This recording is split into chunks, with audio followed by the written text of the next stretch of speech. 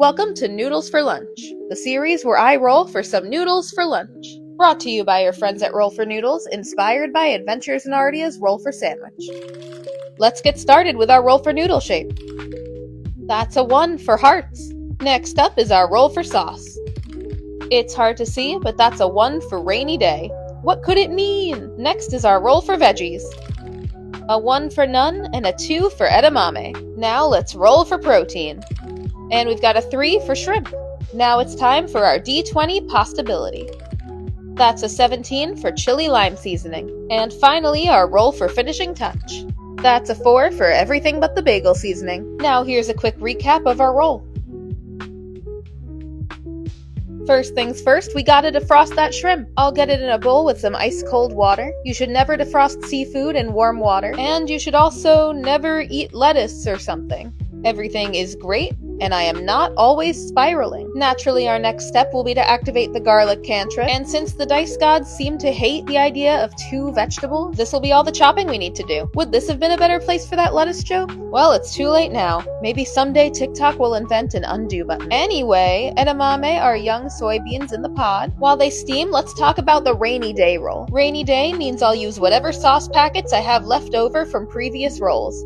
Saved for a rainy day, if you will. Or won't, I'm not your dad. But I decided to go with these leftover Buldak Quattro cheese packets. I thought this would go really well with the chili lime seasoning and give it kind of a taco vibe. Speaking of the chili lime seasoning, I think I'm gonna add it to the edamame as well. This is a seasoning blend from Trader Joe's that tastes exactly how it sounds. I already eat chili garlic edamame all the time, so I figured why not chili lime? I'll let this all simmer together until most of the water is gone, and then use the same pot for the shrimp and noodles, since it's all gonna be seasoned the same anyway. Now I'll get some oil in the— Oh, I missed one! I'll rescue you, sweet prince. After that close call, I'll throw the shrimp in with the rest of the garlic and season it with salt, pepper, and a little more of that chili lime. I've had shrimp with the rosé and carbonara buldak, but never the quattro cheese, so I'm excited to try this combination. Now I know what you're thinking. This looks appetizing enough. We should just stop here. But alas, it's noodles time. I got this heart-shaped pasta from Trader Joe's around Valentine's Day, and the only time I've ever used it was on another episode of Noodles for Lunch.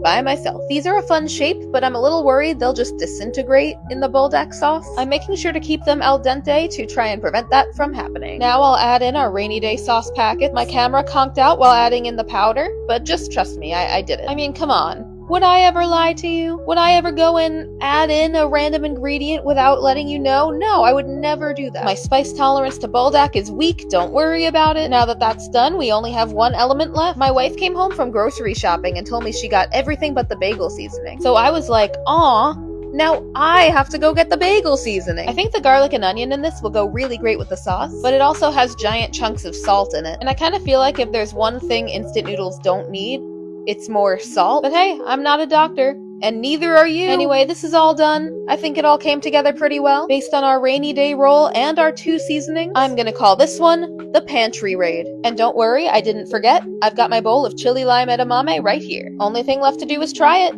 Cheers! I really have no idea what buldak does to their sauces to make them so spicy. Keeping the shrimp on top instead of mixing it in is really helping though. The spice, the lime, and the onions and garlic from the bagel seasoning definitely do give it a taco flavor, but that isn't the primary flavor profile. Mostly it's just cheese and spice and salt. None of which are bad things. I am really enjoying it, especially with the shrimp. The edamame is a little underwhelming. The chili is good, but I think the lime with it just doesn't really work. I mean, it's fine. I'll still eat it. But would I make it this way again? Nah, probably not. I'm gonna give this one a 7.2 out of 10. Alright, thanks for watching.